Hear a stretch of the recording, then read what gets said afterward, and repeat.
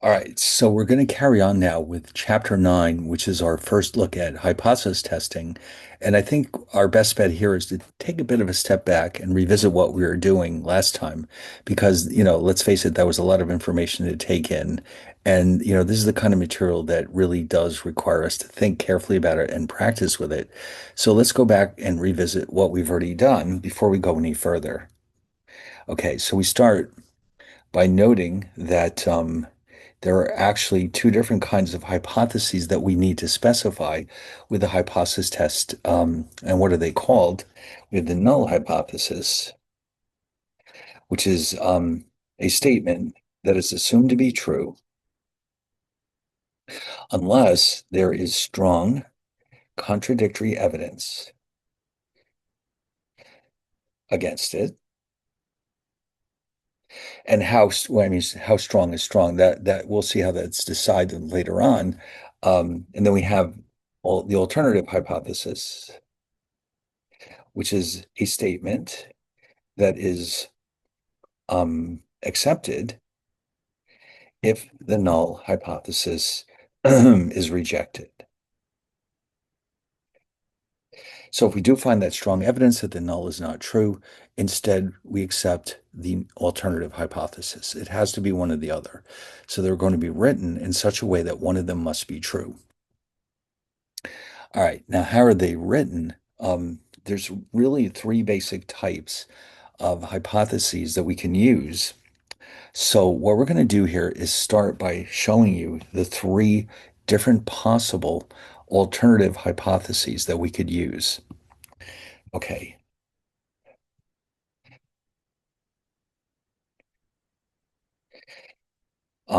One more thing I just want to mention here is that the null hypothesis is written as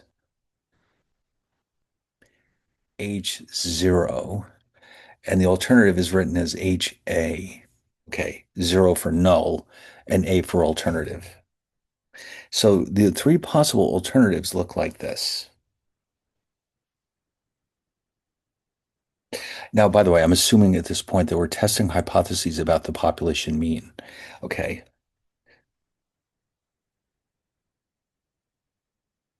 hold on. So one possibility is this one. Now remember, this mu zero is some constant. Okay, think of it as the hypothesized value of the population mean. That has to be specified in the problem. Okay, so once we have that number, we'll put that in its place. But for here, it's enough to write mu zero. This is known as the right or upper tailed test. And if we choose it, then the null becomes this. And again, because the two of them have to cover all the possibilities. If mu up here is strictly greater than mu zero, then the null must be that the mean is less than or equal to mu zero. Then the next possibility is here.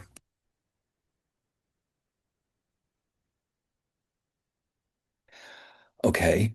And of course, you can probably guess this is called the left or lower tailed test. And this implies that the null would have to be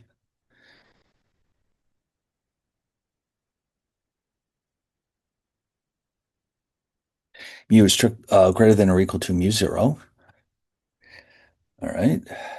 And then the third possibility is,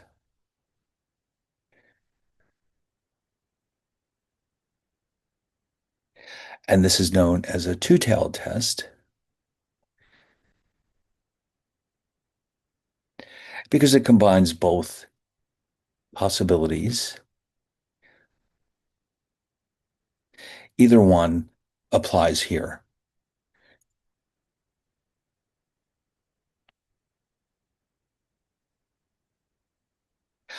All right. And then, of course, here the null would be that the mean is actually just equal to mu zero. All right. Now, how do you know which one to pick? That's a good question. Well, the alternative hypothesis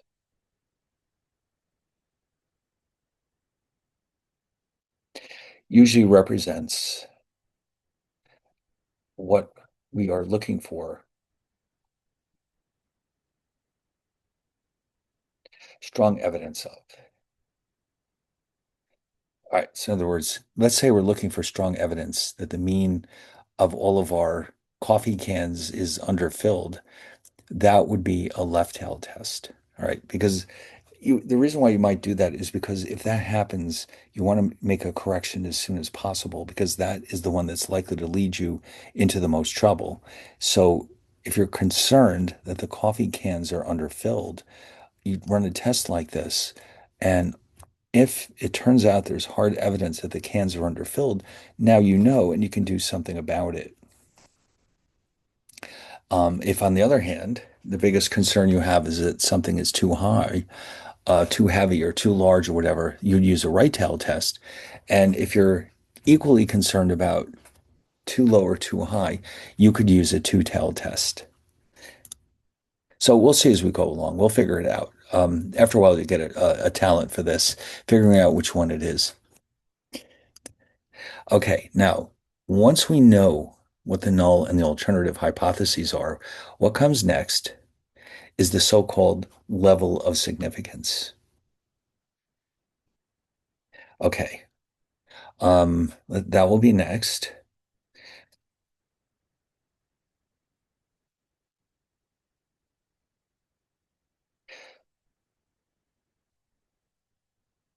And this is the one that's designated by the Greek letter alpha.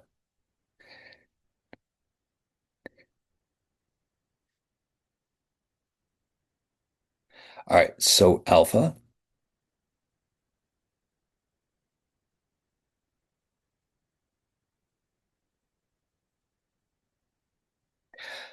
And what does this mean? Well, um, in order to explain that properly, we have to take a bit of a detour here. If you remember, in the slides, we had this little table, and it showed us the four possible outcomes of a hypothesis test, which is to say, here we go. So we looked at this last time, and you'll notice that there's really only four things that can happen. If the null is true and we accept it, well, then we did the right thing. If the null is false and we rejected it, again, we did the right thing. But if the null is true and we rejected it, we call that a type 1 error. And if the null was false and we've neglected to reject it, we call that a type 2 error. So the level of significance, alpha,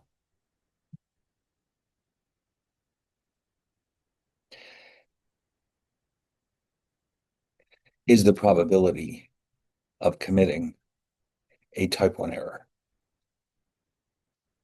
Okay, now I just want to mention here too that there's a direct trade-off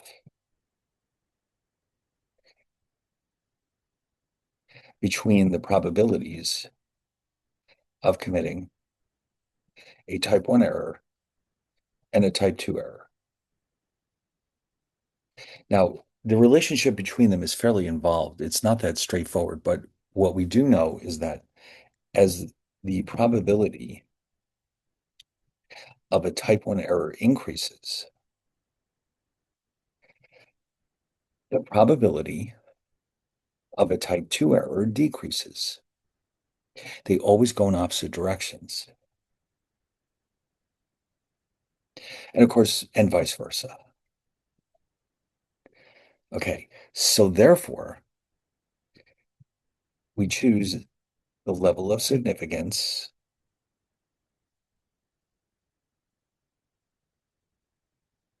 based on how important it is to avoid a type 1 error relative to a type 2 error.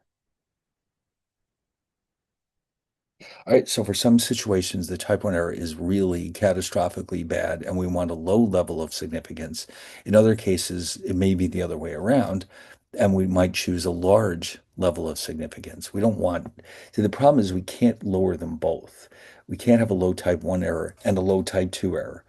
It's a direct trade-off, but sometimes the type 1 error is more of a problem, and so therefore we pick a very low level of significance. If the type 2 error is the biggest problem, then we choose a high level of significance. Okay. Now, having said that, in practice, there are three basic choices for the level of significance. Okay, these are the ones we're not, these are the only ones we're going to use in the book, by the way. Um, I don't know if I can claim that necessarily about MindTab. They may throw some other ones out there, but the book will focus exclusively on 1%, 5%, and 10%. Those are the standard ones. And um, all other things being equal, most of the time, 5% will be used. Okay. It's the most common one.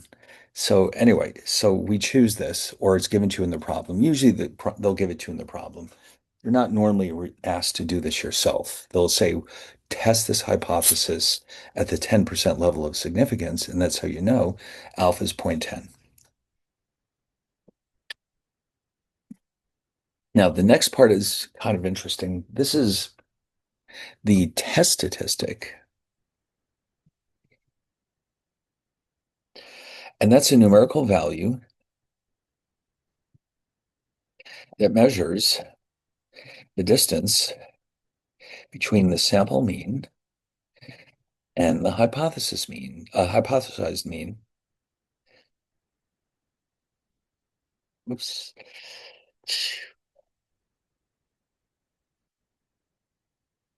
In terms of standard deviations. Okay, in other words, the units are standard deviations. So, for example,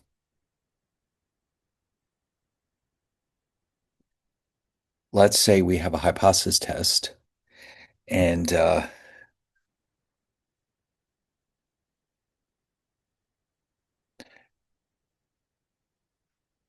hypothesized mean is here, and let's say X bar is here. Now, by the way, I just want to mention that if we knew the actual population mean, none of this would be necessary. It's not likely. Instead, we have the sample mean as our estimate of the population mean. So you can see here, X bar is awfully close to the hypothesized mean, and that's a good sign. That means the null hypothesis is not likely to be rejected.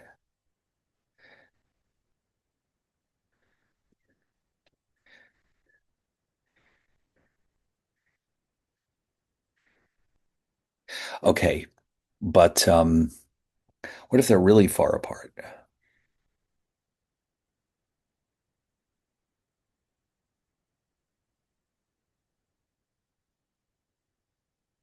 Well, even here, we can't be sure without actually knowing the numbers, but let's just say the null hypothesis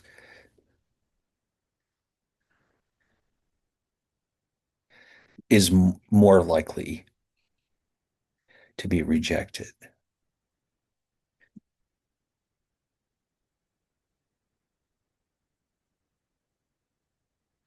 All right. Or how about this situation? Suppose that the US government um, is testing whether or not the average age of all Americans is 29 years. All right. The reason why they might want to know this is they need to plan ahead for the Social Security system. They need to know how many people are going to retire at some point in the future. So they'd better know what the average age is. Otherwise, they're not going to know what to do. So if the sample mean is 28, well, that looks pretty good. Um, this null hypothesis is unlikely to be rejected. But if the sample mean is, let's say, 22, well, that's a different matter. This null hypothesis is much more likely to be rejected. It doesn't look good, does it? The question is, how do you know? There has to be some cutoff point after which we reject it or below which we don't reject it. And that's exactly what this is all about. Okay. So once we know the test statistic, we can compare it with a benchmark measure known as the critical value.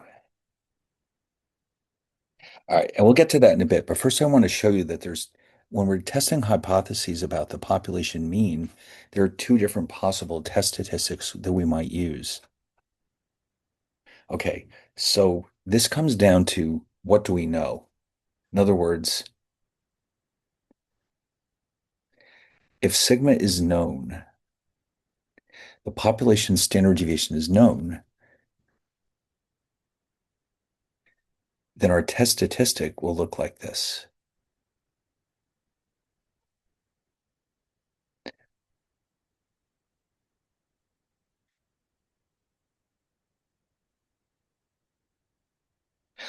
And if you notice, there's a z there. That means this is based on the standard normal distribution.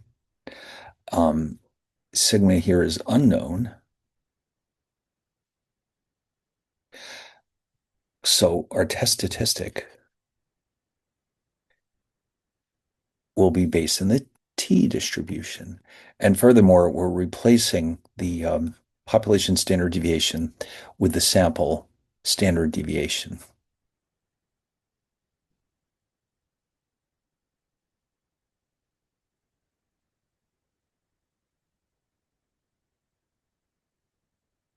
Okay, so here, when we get to this point, we have to make a decision. And by the way, this is an easy thing to mess up when you're doing problems in MindTab. Um, if you get it backwards, you're going to get the wrong answer. It's as simple as that. So you have to read the question very carefully. Now, what comes next? Well, I mentioned this critical value.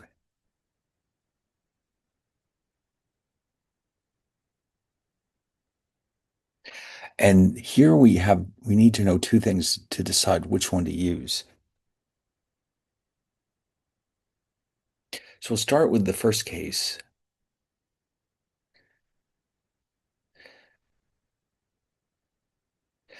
And here it turns out there's three possible critical values to choose from.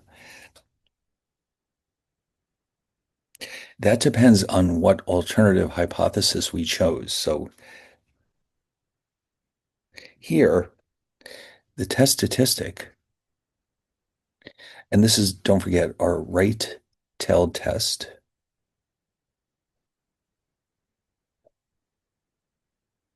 The test statistic is,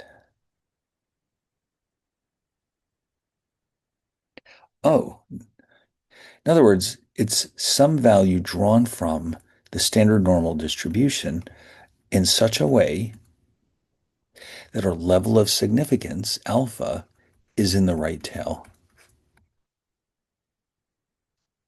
Okay. Now I'll show you how to figure this out on the calculator, but the test statistic is here, and the shaded region becomes what's known as the rejection region.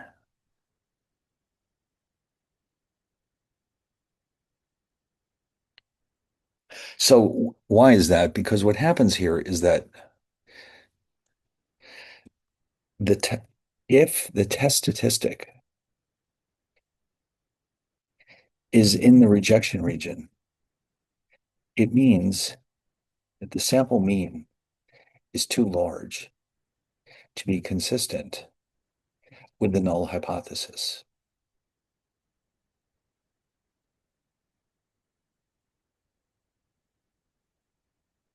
Therefore, the null hypothesis is rejected.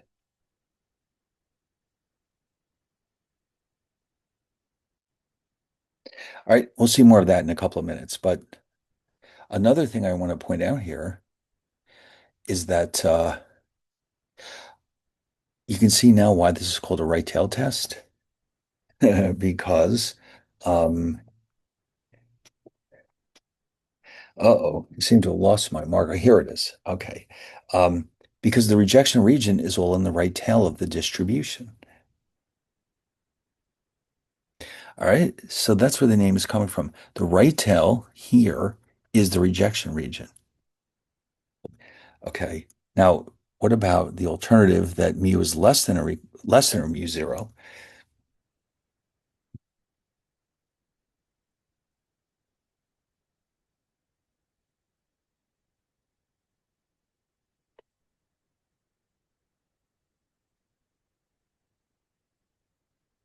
That, of course, is our left tail test.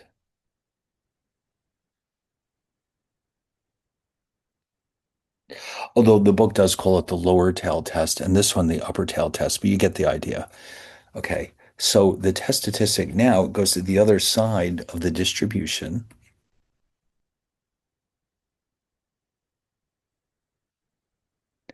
It becomes negative Z alpha.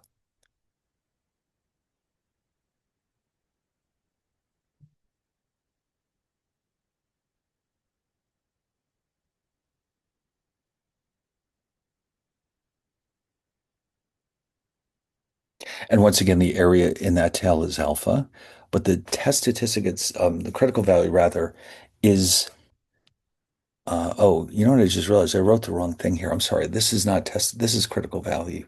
Whoops, sorry. It's the heat. I blame the heat.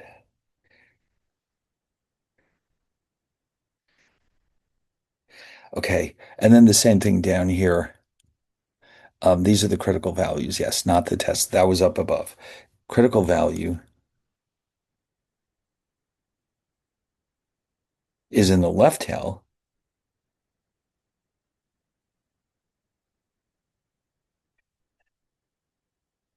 And in other words, that's a cutoff point between rejecting the null and not rejecting it.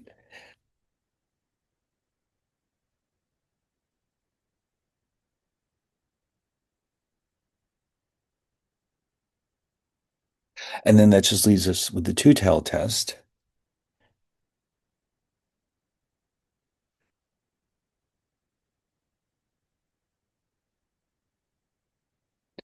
And when that happens, there's actually two different critical values.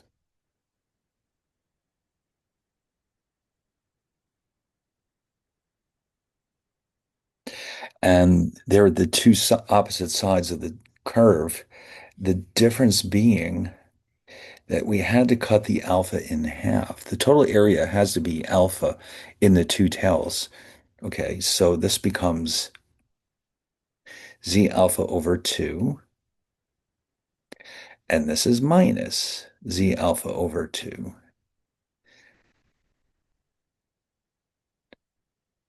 So the total size of the rejection region adds up to alpha. It's just that it's split in half. So these each collectively are half of the rejection region.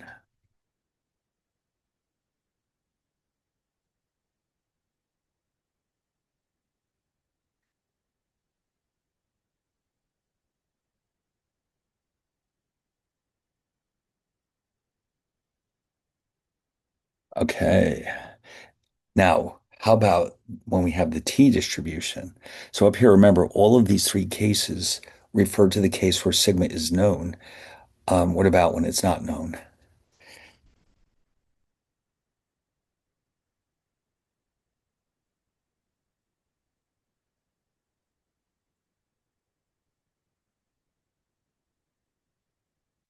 All right. Let's start again with the right-tailed test.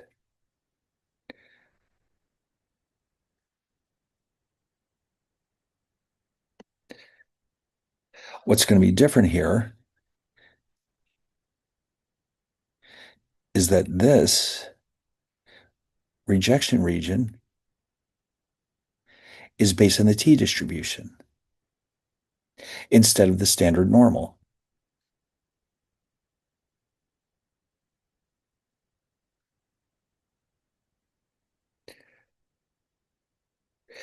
And if you notice too, the way this is written, this is there to remind us that we have n minus 1 degrees of freedom, where n is the sample size. So the layout is the same. The right tail test still has the entire rejection region in the right tail. What's different is that this is taken from the t distribution, not the standard normal. Okay.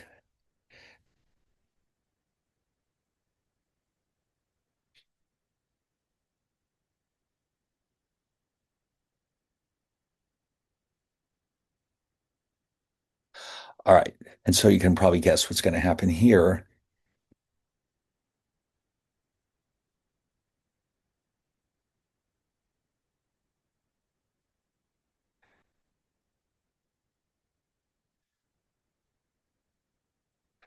Oh, wait a minute. No, no, no. That's not an F. It's just alpha. Sorry.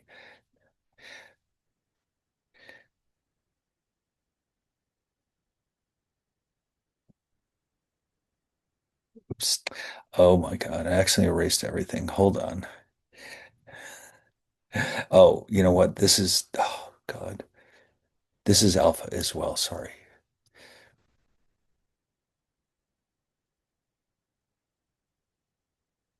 It won't be alpha over 2 until we have a two-tailed test, right? That's much better. All right. So there's our right-tailed test, and it has the entire alpha in the right tail. Over here, it's the left. The alpha's in the left tail.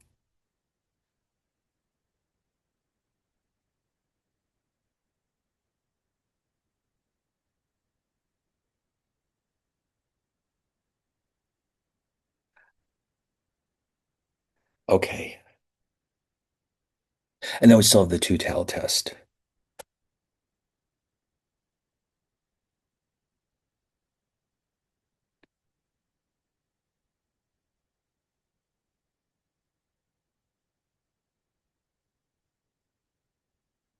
And you could probably, again, now this time it really is cut in half. Now watch this.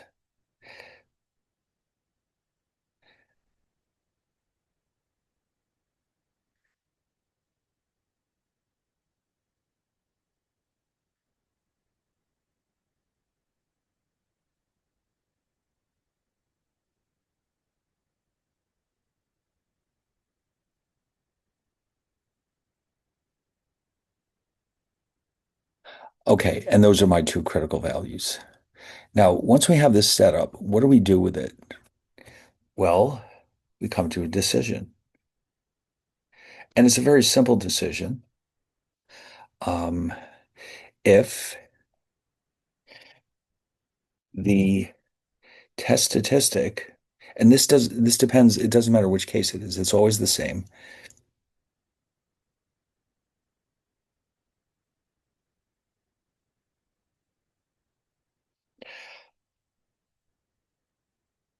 is in the rejection region, we reject the null hypothesis. That's why it's called the rejection region.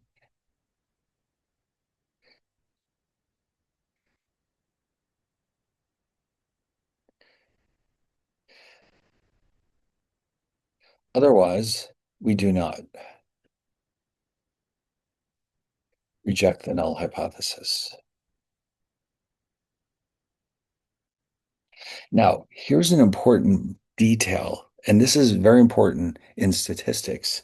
If you notice how carefully we're phrasing this, you would think we were going to say we accept the null hypothesis, but that's not the case. We never say that we accept. What we do say instead is that we do not reject. Why is that? Well, here's the thing.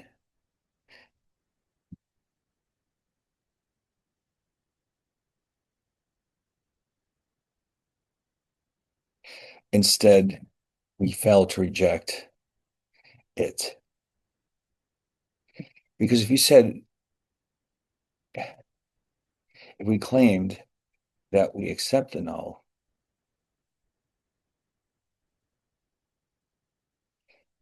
we are implying that we know that it's actually true. In reality, we only know that it is unlikely to be false. It's not the same thing. It's like, um, it's equivalent to the difference between being innocent and not guilty. You notice in a jury trial, the two choices are guilty and not guilty and innocent, guilty and not guilty. Um, Being found not guilty in a trial means that there is not enough evidence to show that the defendant is guilty. Okay, that's it. That's the best we can do. We can't know for a fact that they're innocent, but what we can do is say it's not likely that they're guilty. Okay, so it's not exactly the same thing. It's a subtle distinction, but it's an important one. All right, not guilty is not necessarily innocent. It means there's little chance that we're guilty, but not zero. Okay. And if you go on jury trial, jury duty rather, they'll explain all this to you in great detail. Okay. Guilty and not guilty, not innocent, because that would imply we know that for a fact when we don't.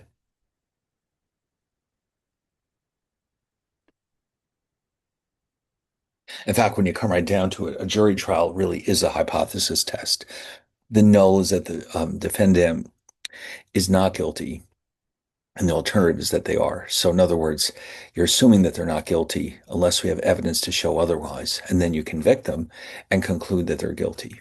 All right. That's how it works. In other words, the presumption is that you're not guilty unless there's strong evidence to show that you are. All right. Anyway, so it's a nice little legal application here. Anyway, where were we? So, now, by the way, this is only one way we can go about hypothesis testing. What you just saw here is the so-called test statistic,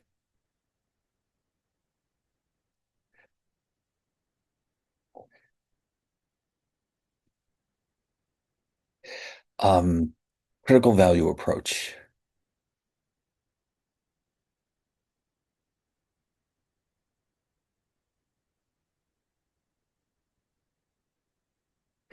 And you can tell the name suggests what we just did. We figured out the test statistic, we compared it to the critical value or values, as the case may be, and then we made a decision. Should we reject or not? Okay, now you might think, well, what else is there? That's a very good question. So, with the second approach, which is the p-value approach, we don't need a critical value. All right. So, how would that work?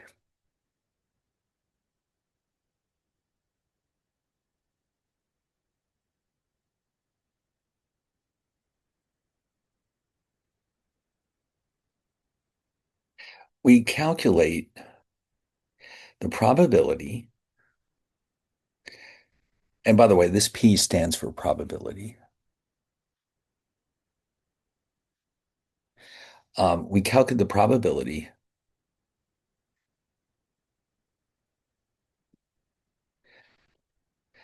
um, of obtaining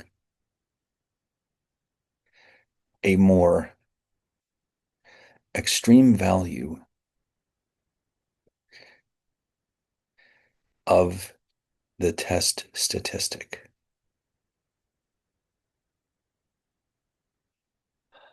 Okay, in other words, let's say that our test statistic is here.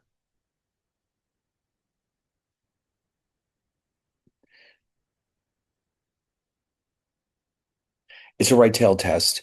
This is sorry, this is our test statistic.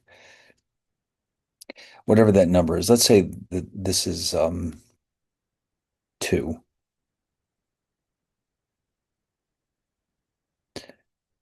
So the p-value is this area here.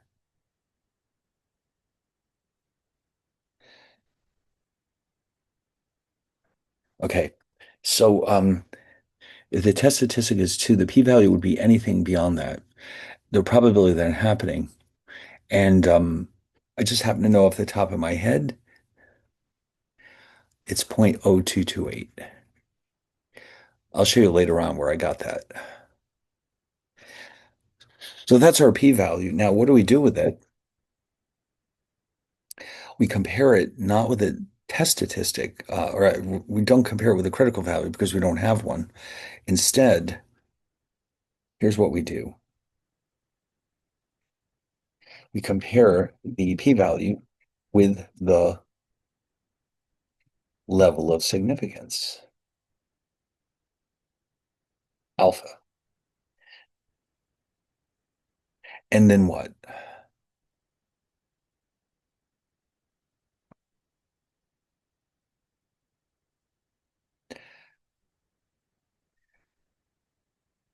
Oops. So here's how it works.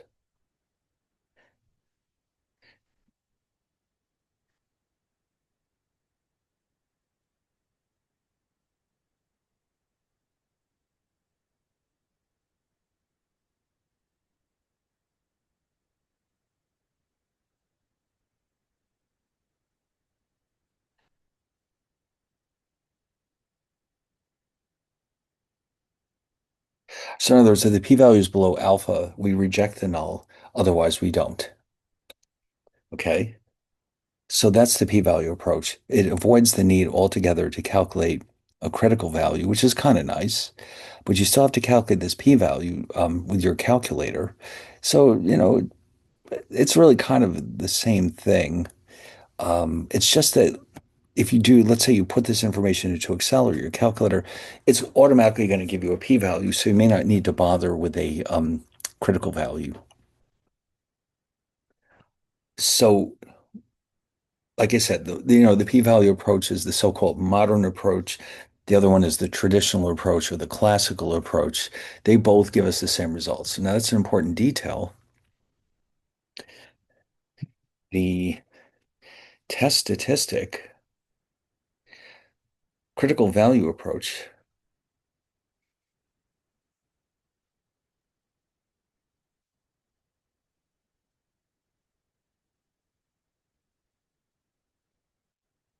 and the p-value approach always give the same results. It's not possible for them to disagree with each other because like I said before, the two sides of the same coin. Okay, so they're just a different way of getting at the same results. They have to give us the same conclusion. So we don't have to worry about that.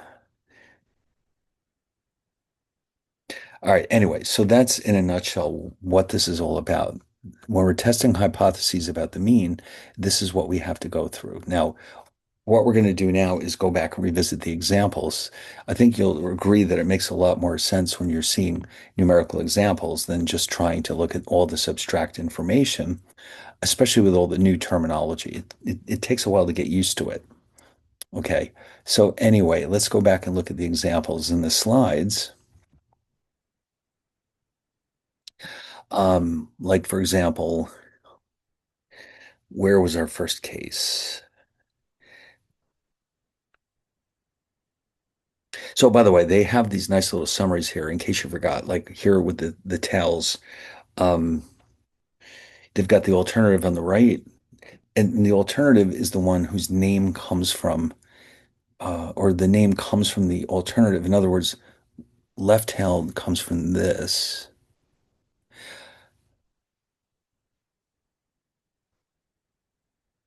Oops.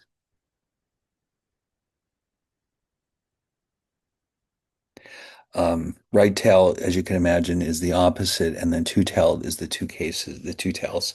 Anyway, so I think, oh, here we go. We already went over this. Let's do it again. A major West Coast city hospital provides one of the most comprehensive emergency medical services in the world, operating in a multiple hospital system with approximately 20 mobile medical units. That becomes our sample size. Um, so let's write this down.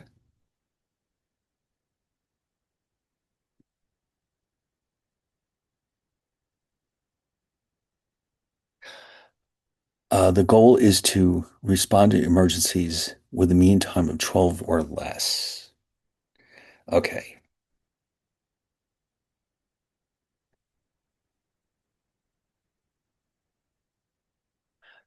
The director of the medical services wants to formulate a hypothesis test that could use a sample of emergency time responses to determine whether or not this goal is being met. Okay. So, all right, they spoiled the surprise for us. So, in other words, what they're thinking here is that we want to achieve 12 minutes or less. But if it's more than 12, that means we have to do something about it. And that's why it's set up as a right tail test. Okay, so let's look at this.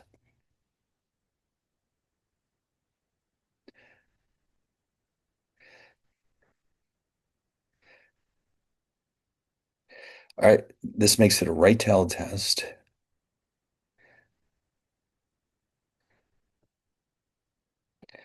All right, and the way to think about it is we're looking for strong evidence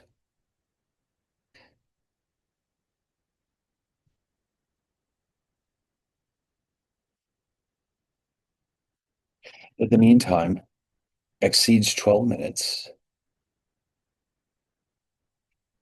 If we find it, we can conclude that the mean time is unacceptable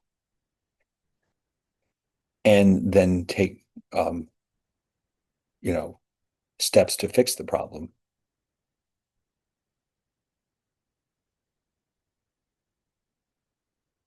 But having said that, we will only take these steps if there is strong evidence that it is needed. Okay, because it's likely to be a very expensive process to do this. So they're not going to undertake it lightly. But if we do have that evidence, very hard evidence that the mean is simply too high, then at least we know about it and we can do something about it. All right. But not unless there's hard evidence, because otherwise we're wasting a lot of time and money for no reason. Okay. So that's why it's set up as a right tail test. Now, let's see, what else did they tell us? Oh, that was the whole thing. All right. All right. I guess we better go look for another one. Here we go. Hilltop Coffee. All right. Now, I know we looked at this the other night, but let's look at it again. The FTC, the Federal Trade Commission, who's in charge of keeping food and drugs safe, wants to check Hilltop's claim that its large can contains 3 pounds of coffee. Now, it's clear that there's only going to be a problem here if the cans are too light, because then the FTC would see that as ripping off the public. So that means the company needs hard evidence that the mean is too low. If they find it, then they can take corrective actions. But they don't want to do this unless there's a really good reason for it. So already we know that it will be set up in the following way.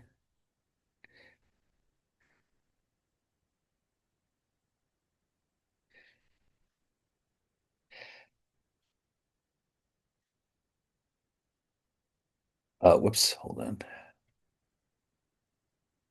So in other words, I think your best bet is to always start with the alternative, writing down what we're trying to find evidence of.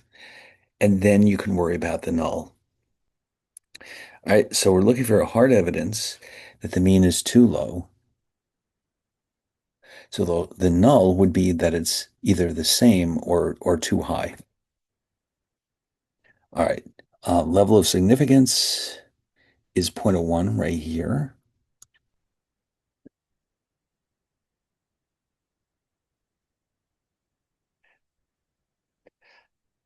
What kind of data do we have? The random sample of 36 cans is chosen.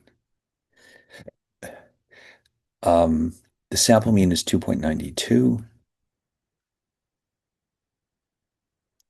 and the population standard deviation is 0.18. Well, that's all we need to know. Watch. Here's why. We're going to assume they want us to use the test statistic critical value approach. And by doing that, we start with the test statistic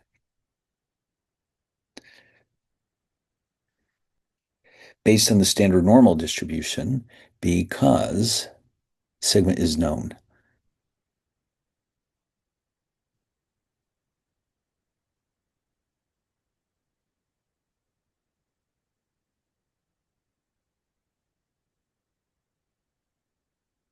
Use the standard normal.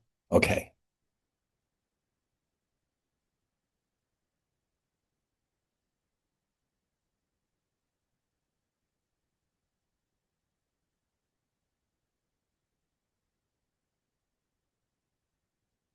So sigma was 0.18,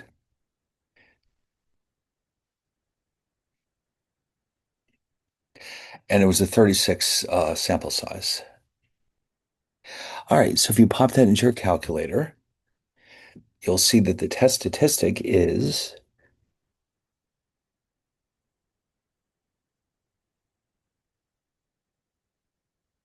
2.67. Fine. Now, what about the critical values?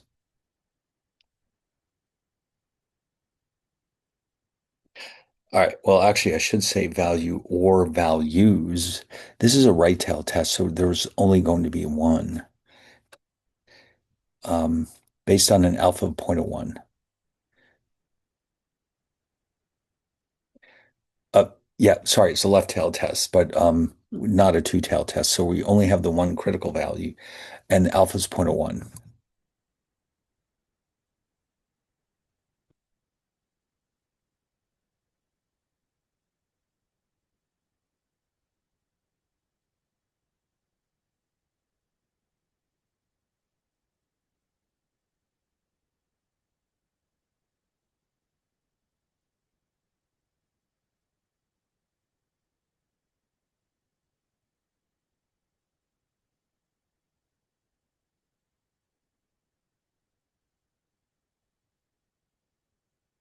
All right, so we have to look this up in our calculators now. How do we do this?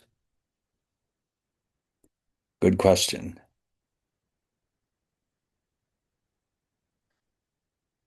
Second vars.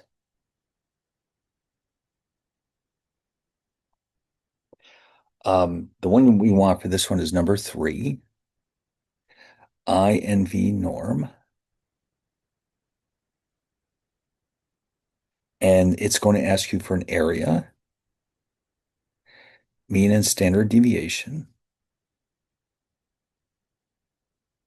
Those will be 0 and 1 because this is the standard normal distribution.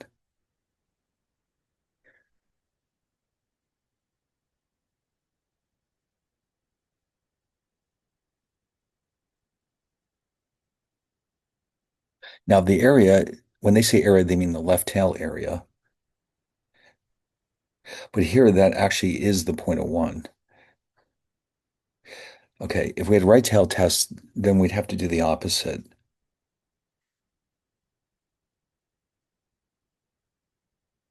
All right, so if you plug that in,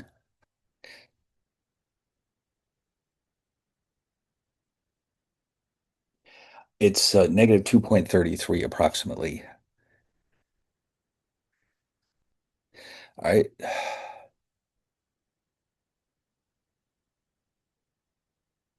And now what do we do? So remember, we already, oh, I'm sorry. I just realized this is supposed to be negative. That's better. Okay. So we've already calculated our test statistic. I missed the sign there. It's negative 2.67. So here's what we have to do.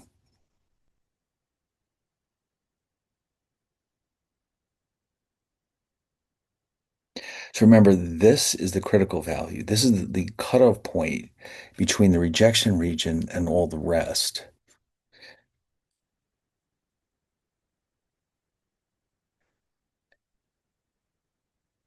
But our test statistic is a little bit further out here.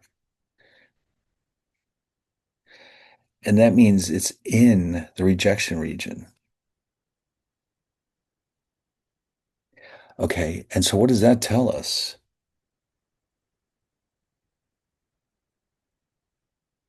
Well, the name tells us everything we need to know.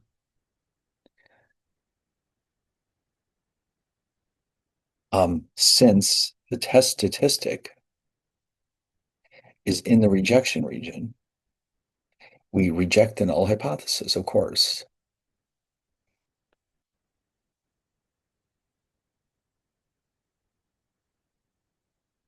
And of course, that means we accept the alternative.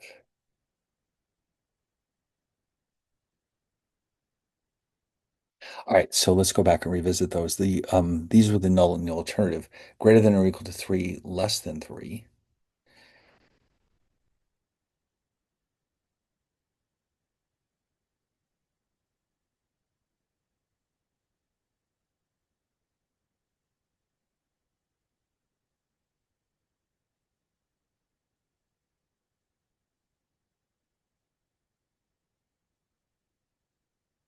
All right, we rejected the null because the test statistic is so far away from the center. Look at it, it's way out there in the extreme left tail. That's a very bad sign. That means that the actual mean weight of these coffee cans is really not that close to 3. For sure, it's too low to be consistent with that hypothesis. So therefore, the FDA, or FTC rather, will conclude that the cans are too light and that they've got to fill them up more. So, since the um, null hypothesis is rejected,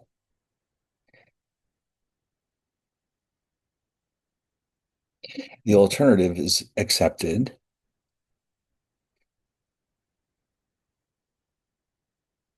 This means that the coffee cans are underfilled.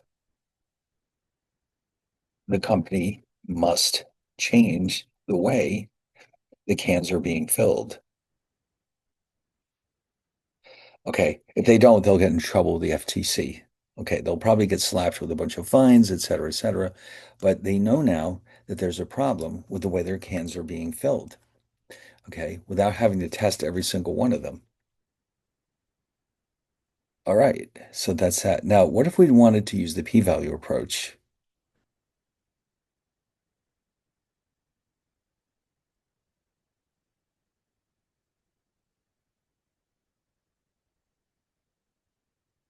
So for this, we don't need a critical value. Okay, here's what we do instead.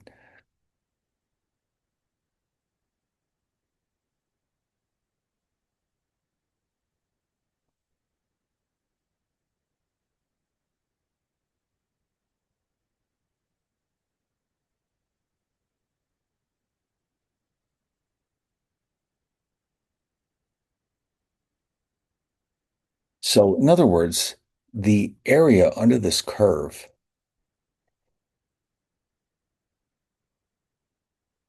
that is more extreme than the test statistic gives us the p-value. So how would you go about calculating that?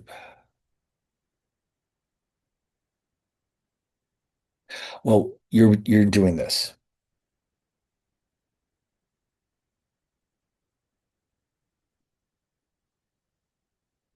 By the way, the reason why that's considered to be the more extreme end is it's a left-tailed test. If it was a right-tailed test, I'd be looking up here for my p-value.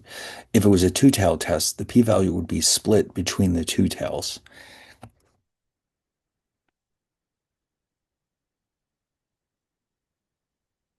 So for this, we go to our calculator, second vars.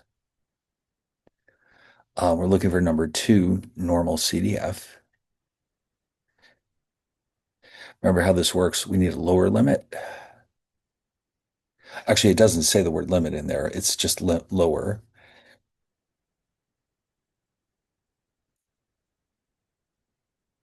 upper, and then the mean and the standard deviation.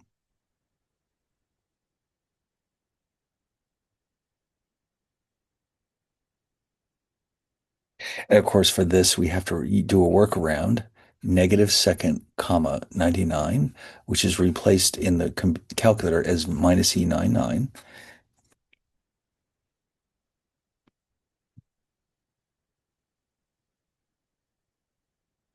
And let's see what that gives us.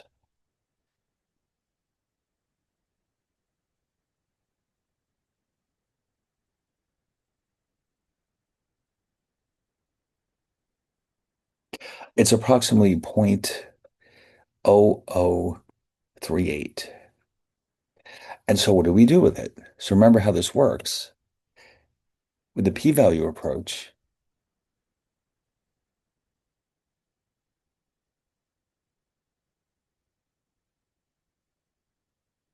if the p-value is less than or equal to alpha,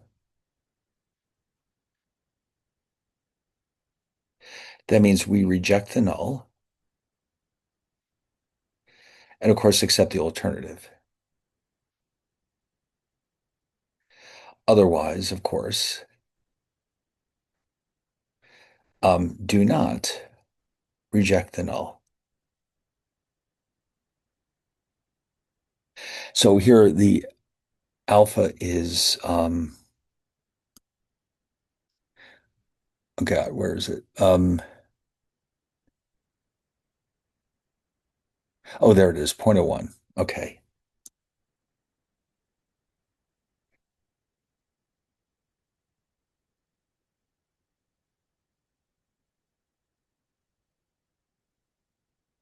So it's pretty clear that the p-value is below the alpha.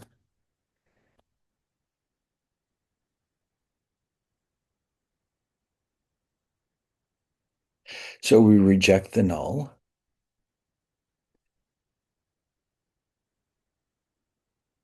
And of course, accept the alternative, the unfortunate alternative that the mean is too low. And that's exactly what we found with the test statistic approach, test statistic critical value approach. The two approaches always give us the same answers. They have to. Okay. So this is your classic hypothesis test of the population mean. Everything you see here will apply to all of the other cases. The only thing that might be different is it might be a right tail test or a two tail test, and you might also be using the t distribution. Other than that, this covers all the possibilities, okay? So, what else do they have for us?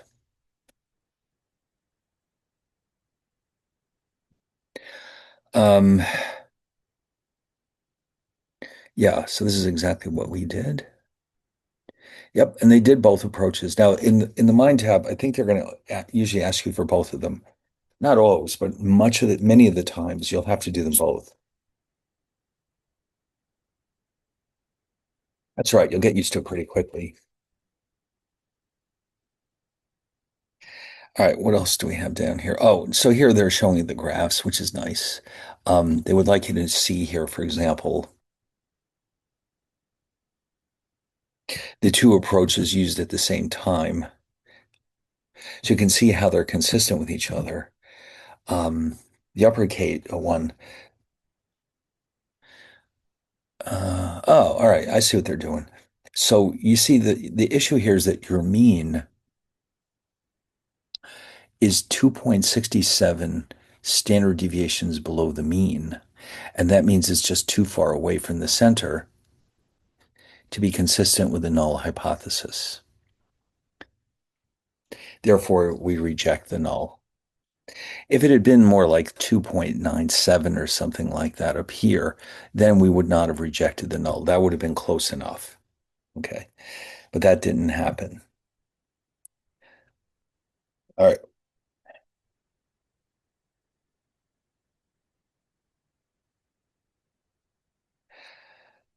All right, here we go. Now, this one involves golf balls. Now, I think we looked at this one too, but let's run through it again. We have golf balls whose mean driving distance is supposed to be 295 yards. The quality control process takes samples of 50 balls and compares them to that 295 yards that they promote when they sell these golf balls. And let's see, they want to, of course, they're always testing, all when you're manufacturing a product, you really have to keep testing it to make sure it's still doing what it's supposed to do. So now, in my opinion, they didn't make this as clear as they should have. But they would like to know if the mean is either too high or too low. I would have thought that the problem would be when they're too low because golfers want to hit the ball far, right? But according to what I'm seeing here, the company wants to know about it if the mean is either too low or too high. So it's a two-tailed test. And so let's try that.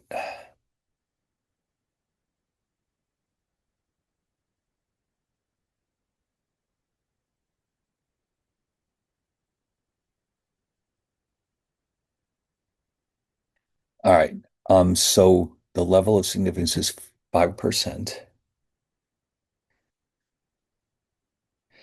And so we need some data, sample data. A sample of 50 golf balls,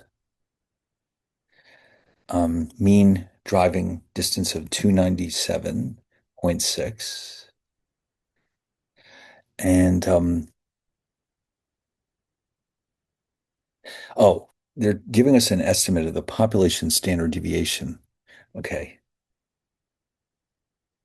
That means we're using again the standard normal for our critical values and our test statistic. All right, let's do it.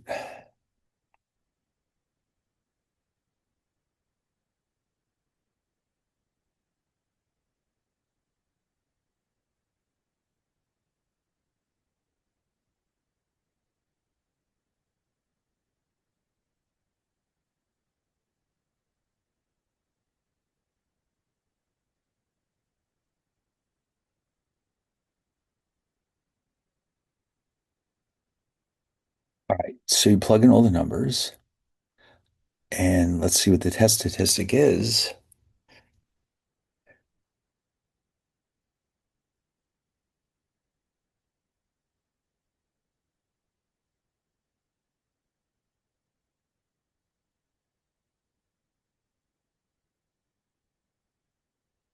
It's approximately 1.53. Okay, now this is a two-tailed test. Oh, you know what? Oh, there it is. Alpha is 0.05.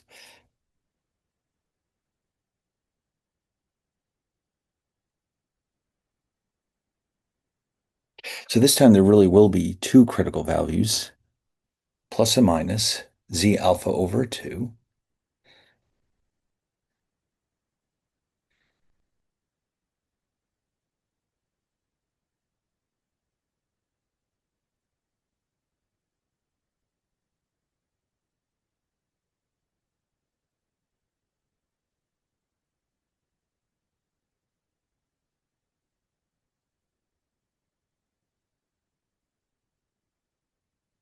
All right, now by the symmetry of the distribution, these two numbers will be the same except for the sign. So we only have to calculate one of them.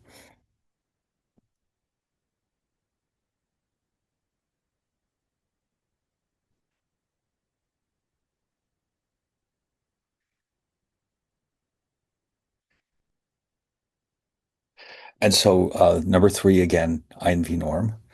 Area is the left area, which means if we're using this Z.025, the area below it is 0.975. And of course, these don't change.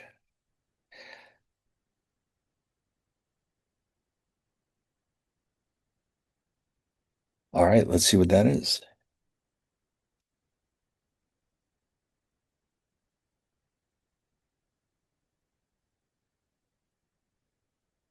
Um, Oops, what did I do? I clearly made a typo. Oh, I know what I did. Sorry. I hit the wrong button.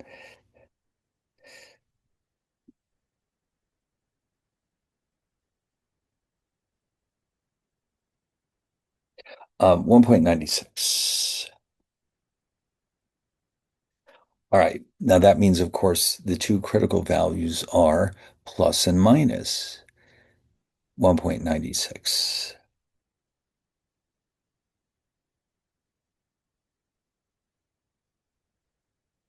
Okay, because of the symmetry of the distribution, those two numbers have to be the same except for the sign.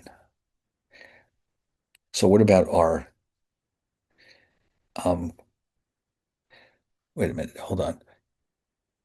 The test statistic is 153.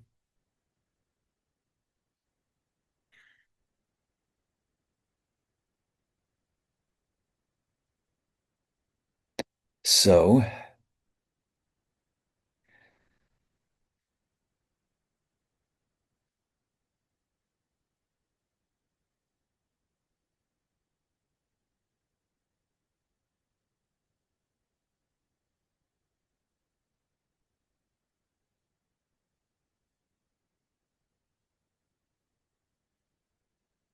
now, of course, the two shaded regions are the rejection region.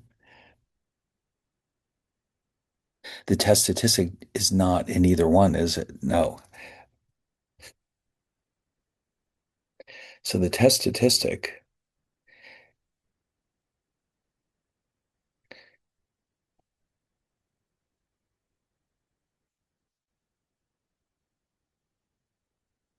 is not in the rejection region. It's too small. This means we do not reject the null hypothesis.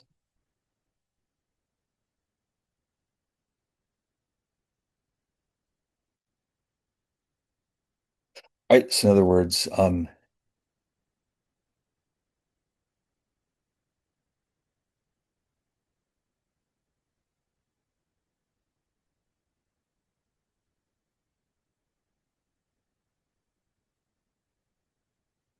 and so what that indicates is that the company does not need to change the manufacturing process. The balls are fine. Okay, their mean is not, it's not far enough away from 295 to reject the null. In other words, we can't claim that it is 295 without seeing the entire population, but we can say that it's close enough that we cannot reject the null that it's 295. Okay, so that is the best we can do. Now, the p-value is a little trickier in this one. I'll show you why.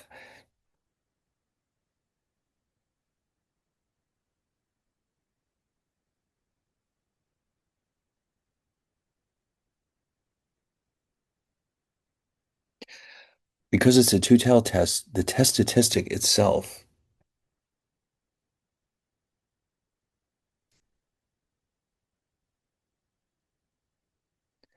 and the negative version of it will collectively create the p-value. Okay. So I need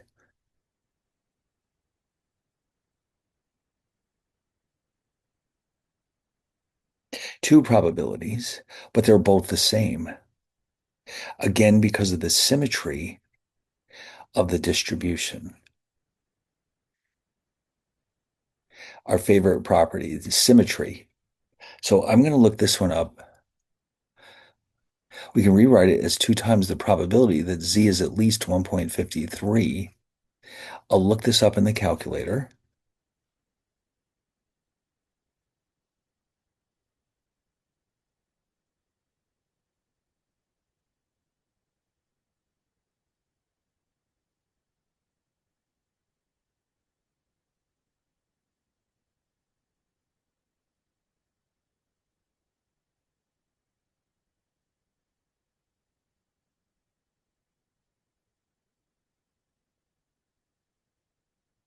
All right. So then this time the lower limit is the 153. The upper is infinity. And we know how to work around that one. It's second comma 99, which is replaced in the calculator by E99.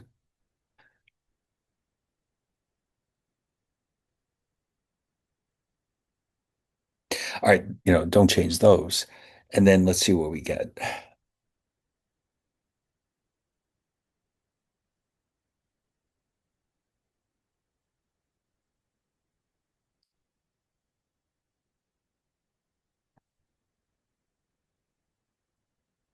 0.063. All right. So now remember, the p-value itself is actually both of these. In other words, this one is 0.063, as is this one. So the p-value is the sum of those two, or two times the right tail, which is 0.126.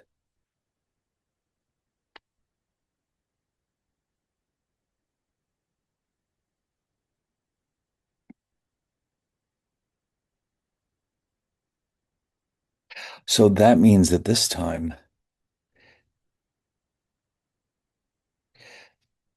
is greater than alpha. And so therefore, remember, do not reject the null. And again, you notice that's consistent with what we found up here with the test statistic critical value approach. They have to give us the same answer.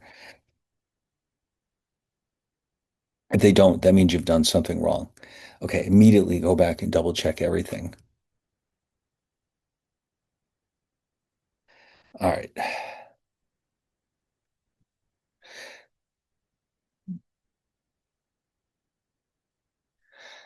Yeah, and you can see the shaded re regions are the p-value. Now, by the way, again, at some point we're going to start using Excel. There's a lot of Excel in these slides. We want to get some good practice with Excel.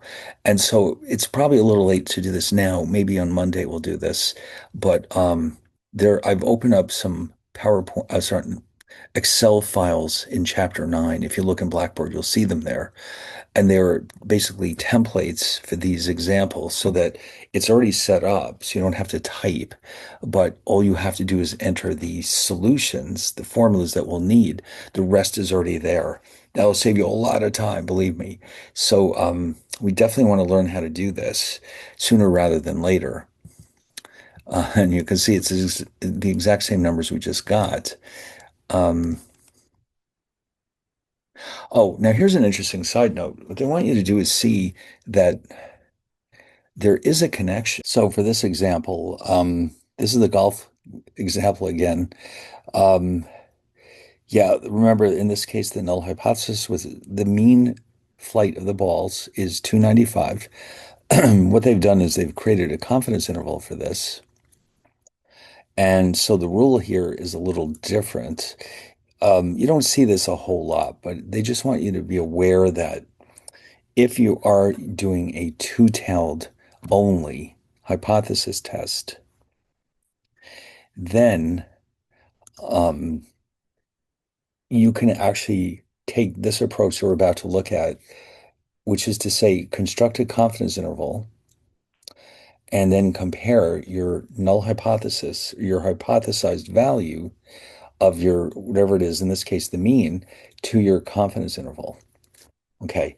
So in other words, what they did was they took the same data we just had, they created a confidence interval, and they ended up with an interval of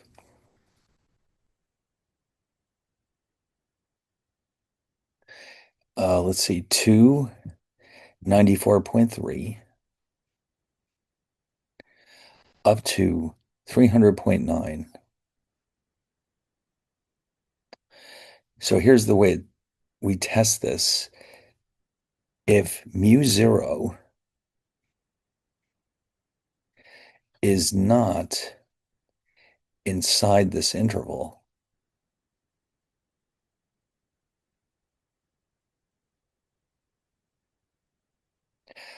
reject the null, accept the alternative. Otherwise, of course, you will accept the null, or actually, I'm sorry, you will fail to reject it.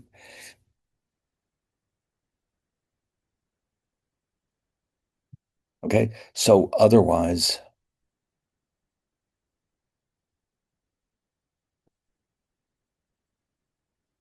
do not reject the null.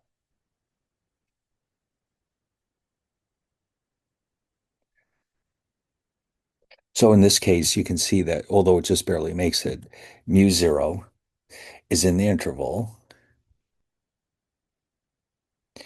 and that means do not reject the null.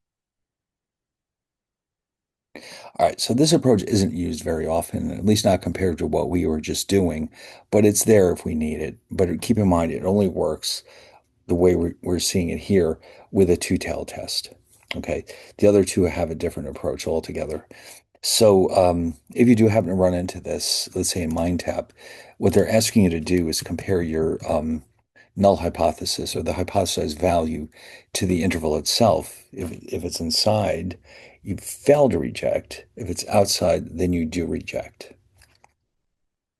All right, enough of that. Let's go on to another case where we have the t distribution. And here we go. Now, this one has something to do with a business travel magazine. They want to know, they want to classify transatlantic gateway airports according to the mean rating for the population of business travelers.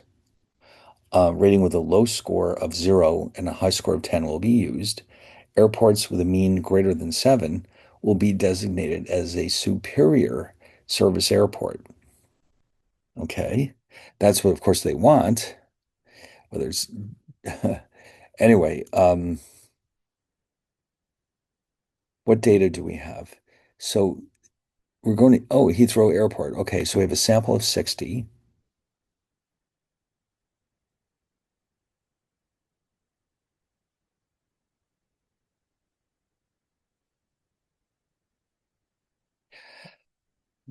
The mean score was 725,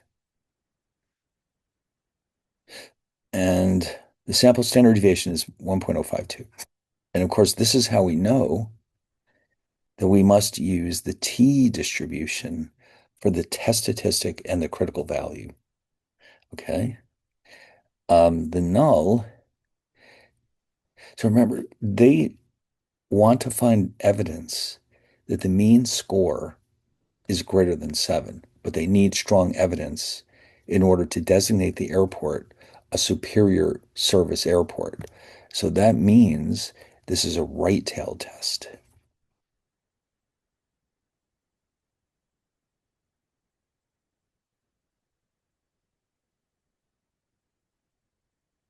Right? In other words, they're not going to give this award out to just anybody.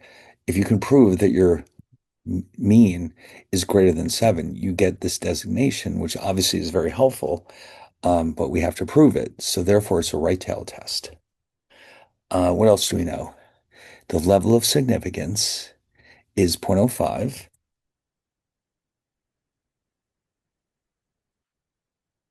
The test statistic will be,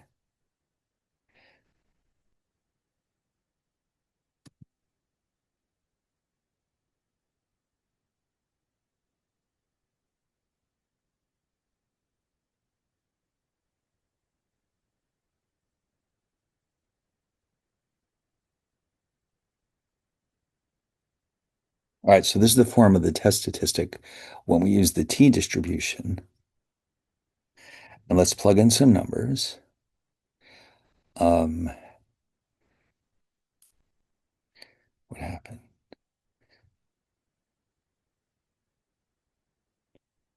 Huh. Looks like his stuff got erased. What's going on here? Ah, there it is. I don't know what that was. All right. Anyway, so X bar is 7.25. Mu 0 is 7. S is 1.052.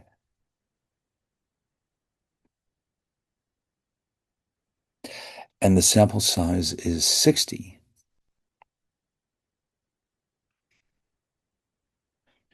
All right, let's see what this is equal to.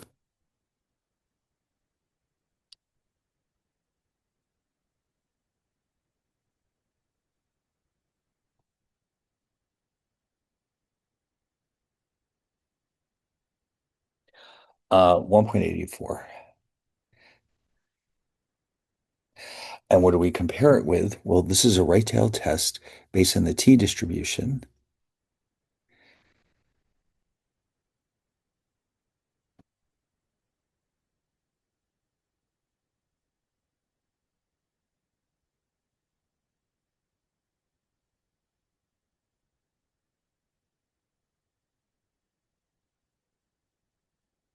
All right, so alpha is 0.05.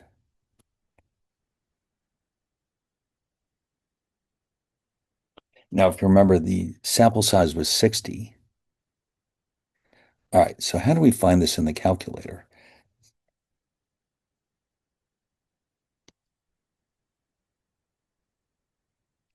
All right, second vars. The one we want now is number 4.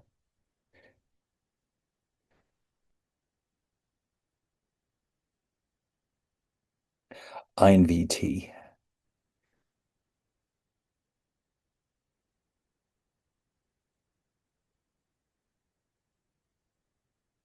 And it will ask us for just two things, the area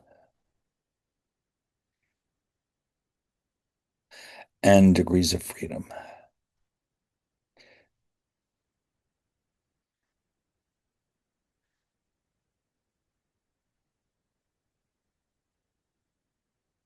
Now, of course, area means left area, 0.95. Think of this as the left tail. And degrees of freedom is 59.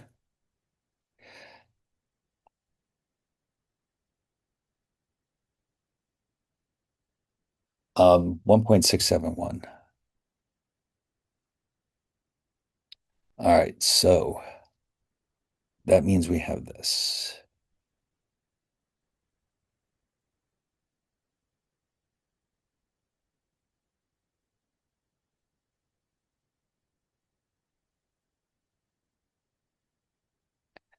This is our rejection region.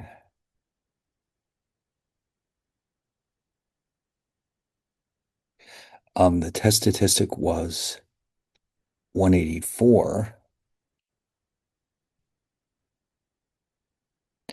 which puts us within the rejection region. Okay.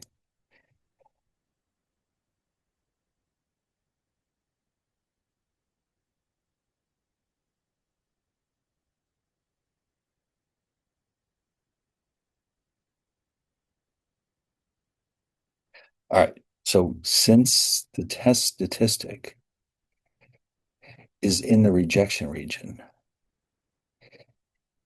we reject the null hypothesis and accept the alternative.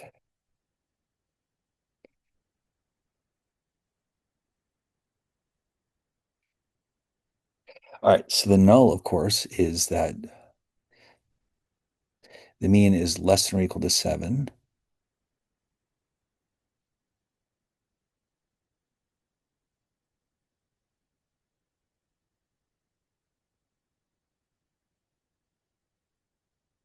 And the alternative was that it was greater than. All right. Now, actually, this is good news. Usually the word reject, of course, means something very negative. Um, this is good news for the airport because it means that the airport qualifies as a superior service airport.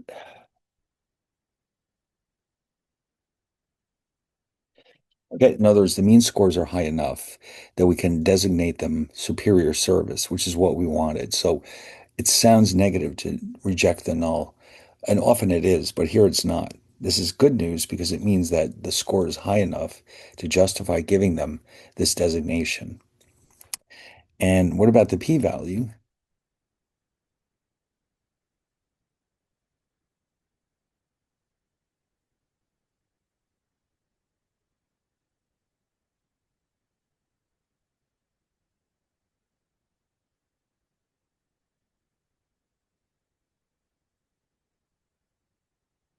Actually, no, sorry. Let me put this here. Remember, it was 1.84.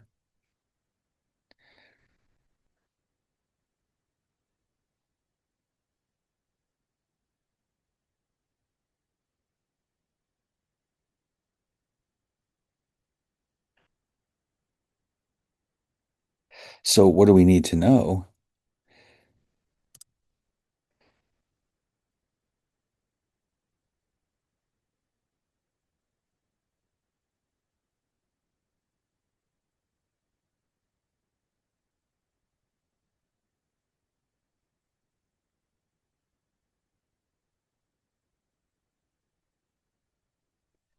All right, so for this,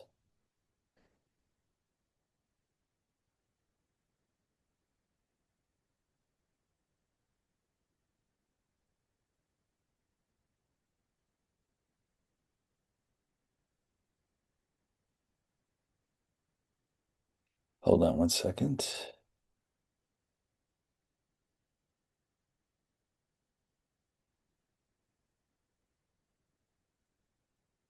We're looking for second vars, of course. And now we choose number 6, TCDF.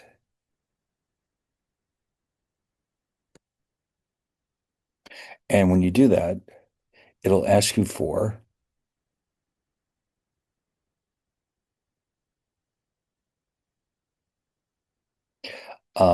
lower, upper,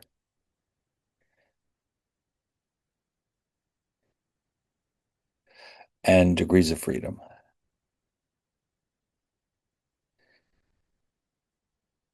So we need everything from 1.84 up to infinity. Okay.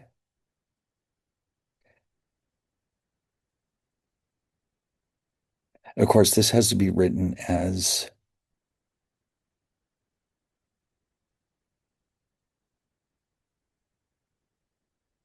second comma 99, which you'll see in the computer's window as E99. Degrees of freedom is 59. All right, let's check it out.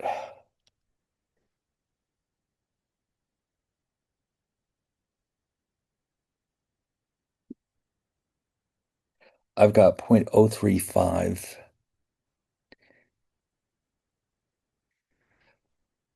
Four. All right, and what do we do now? We compare this, of course, since it's the p-value, with alpha.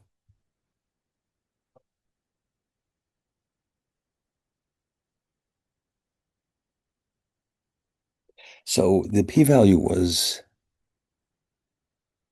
sorry, the alpha was 0.05.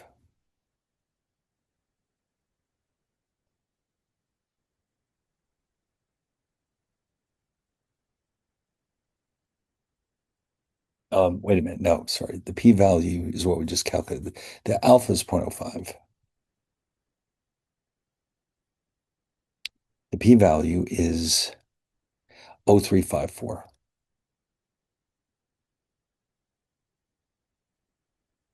All right. So what happens now?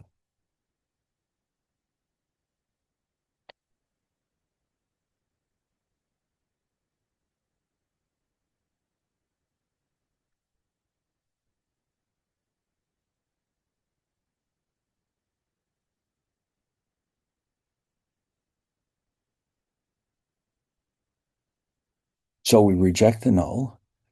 because the p-value is so low, we reject the null, we accept the alternative,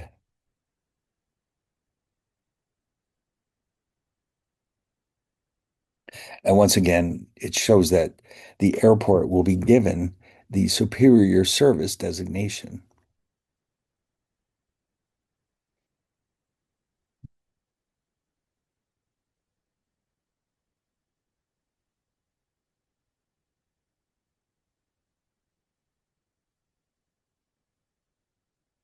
Okay. And of course, again, you see they have to be consistent with each other, the two approaches.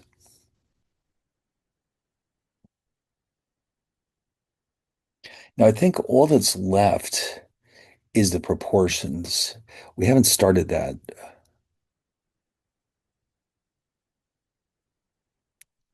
And we also haven't done the Excel either. So um, here we're going to start looking at how to test hypotheses, not about the population mean, but the population proportion. So this one is a little bit simpler because it only involves the standard normal distribution. We would never use t here. So we don't have to make, or that's one less decision to make. Um, it's a similar approach, but we do have to make some important changes. So I think what we should probably do is next time, which means Monday night, we will go through the procedure for testing hypotheses about the proportion, and then we get to do the Excel.